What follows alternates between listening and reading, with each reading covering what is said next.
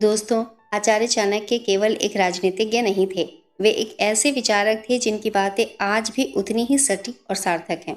अगर हम उनकी कही इन बातों को जीवन में अपनाएं तो जीवन में आने वाले हर तूफान हमारे सामने झुक जाएगा।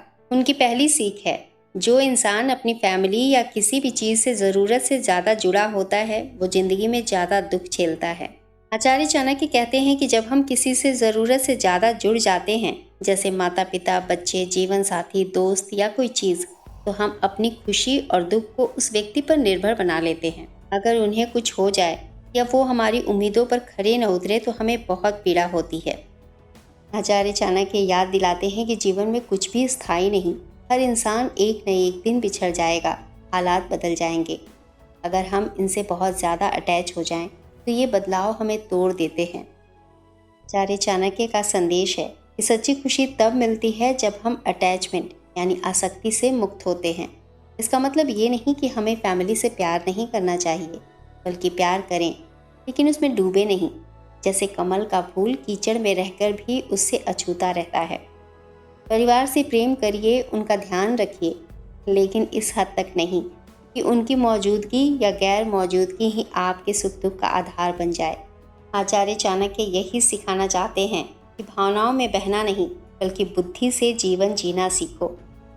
उनकी दूसरी सीख है, जिस तरह एक सुगंध भरे वृक्ष से पूरा जंगल महक उठता है, उसी तरह एक गुणवान पुत्र से पूरा कुल परिवार रोशन हो जाता है।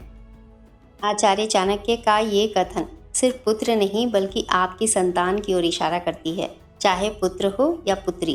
आचार्य चाणक्य का कहना था कि जब कोई संतान समाज में अच्छा काम करती है और अपने आचरण से दूसरों को प्रेरित करती है तो इससे माता पिता, परिवार और कुल की इज्जत बढ़ती है। चाणक्य हमेशा कहते थे कि धन से ज़्यादा महत्वपूर्ण है गुण, जैसे विनम्रता, ज्ञान, मेहनत, ईमानदारी और सेवा भाव। अगर पुत्र या पुत्री में ये गुण हो तो वो कुल का गौरव बनता है। ठीक उसी तरह जैसे एक पेड़ अगर खुशबूदार हो तो उसकी खुशबू सिर्फ उसी पेड़ तक सीमित नहीं रहती, वो पूरे जंगल को महका देती है। दरअसल ये कथन सिर्फ बच्चों के लिए नहीं बल्कि हर इंसान के लिए एक प्रेरणा है, क्योंकि एक अच्छे इंसान की अच्छाई पूरे समाज और परिवार पर असर डालती है। इसलिए हर संतान को चाहिए कि वो ऐसा जीवन जिए जिससे उसके माता पिता और कुल का नाम रोशन हो। आचार्य चाणक्य गधे जैसे सीमित बुद्धि वाले जीव से भी गहरी सीख निकालते हैं। जी हाँ, उनकी तीसरी सीख है, शरीर थका हो फिर भी काम करना, मौसम कैसा भी हो फिर भी डटे रहना और किसी भी स्थिति में संतुष्ट रहना। ये 3 ऐसे गुण हैं जो हमें एक गधे से सीखना चाहिए। इस कथन के द्वारा आचार्य चाणक्य हमें ये सिखाना चाहते हैं कि गधा चाहे कितना भी थका हुआ हो फिर भी वो अपने मालिक का बोझ उठाने से पीछे नहीं हटता। कहने का अर्थ है, गधे के इस गुण से हमें ये सीखना चाहिए कि अगर हमें जीवन में आगे बढ़ना है तो थकान या परेशानी के बावजूद काम करते रहना चाहिए। शिकायत नहीं, प्रयास जरूरी है।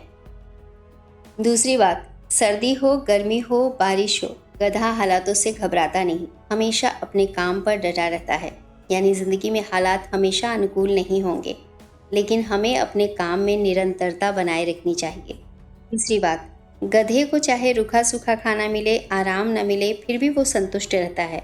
वो लालच नहीं करता, दुख नहीं जताता। कहने का मतलब है कि सच्ची खुशी तब मिलती है जब हम कम में भी संतुष्ट रहना सीख जाएं। संतोष से बड़ा कोई सुख नहीं। आचार्य चाणक्य की तीसरी सीख है, गलत दिशा में बढ़ रही भीड़ में चलने से बेहतर है इंसान सही दिशा में अकेला चले। आचार्य चाणक्य कहते हैं, भीड़ हमेशा सही नहीं होती। बहुत बार ऐसा होता है कि बड़ी संख्या में लोग किसी गलत रास्ते पर चल रहे होते हैं, जैसे दिखावे, लालच, झूठ या अंधी परंपराओं के पीछे। अगर हम सिर्फ इसलिए उस भीड़ का हिस्सा बनते हैं क्योंकि सब कर रहे हैं, तो हम भी उसी अंधे रास्ते पर चले जाते हैं। आचार्य चाणक्य हमें ये सिखाना चाहते हैं कि हमें अपने विवेक से सोचना चाहिए। चाहे सब एक दिशा में जा रहे हो, अगर वो दिशा गलत है तो उस भीड़ से अलग हो जाओ और अकेले चलो, लेकिन सही रास्ते पर चलो। भीड़ में चलना आसान है, लेकिन सही रास्ते पर अकेले चलना साहस है। असल में सच, नैतिकता, ईमानदारी और ज्ञान का रास्ता मुश्किल होता है और अक्सर उस पर चलने वाले बहुत कम लोग होते हैं, लेकिन यही रास्ता है जो हमें सफलता और सम्मान दिलाती है। आचार्य चाणक्य की पांचवी सीख है, एक राजा की काबिलियत सिर्फ इस बात से नहीं आंकी जाती कि उसने कितने अच्छे नियम बनाए, बल्कि इस बात से आंकी जाती है कि वो खुद उन नियमों का कितना पालन करता है। आचार्य चाणक्य कहते हैं कि राजा को सबसे पहले खुद अनुशासित होना चाहिए, तभी प्रजा उसका अनुसरण करेगी।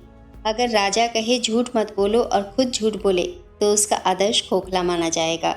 जब कोई शासक या नेता खुद नियमों पर चलता है तभी लोग उस पर भरोसा करते हैं और उसका आदर करते हैं।